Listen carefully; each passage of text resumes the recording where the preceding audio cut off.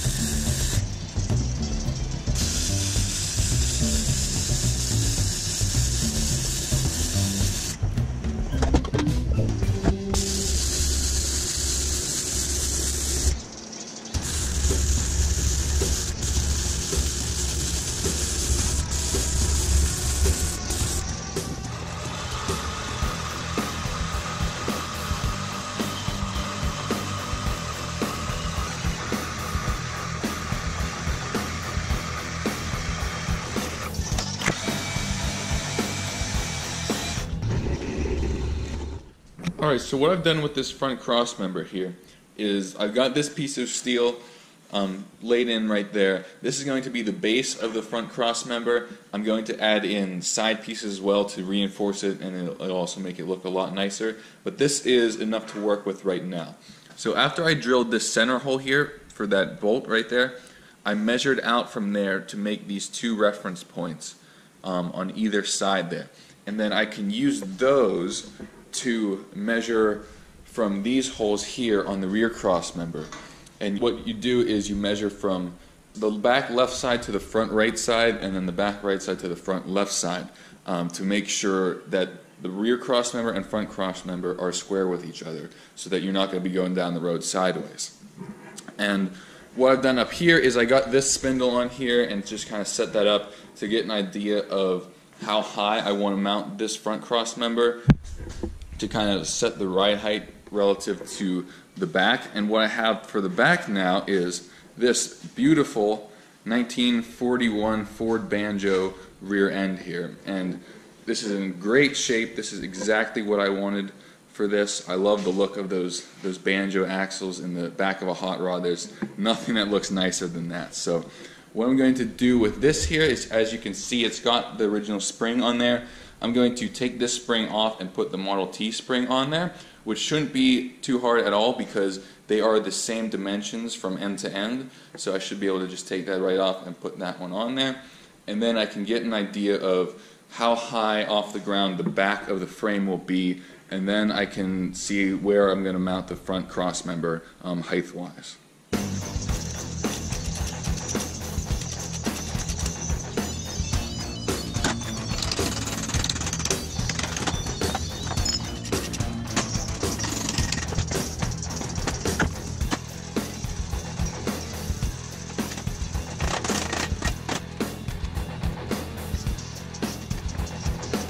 Alright, so I got the Model T spring on there now. It fits on there very nicely. I didn't have to do anything to it.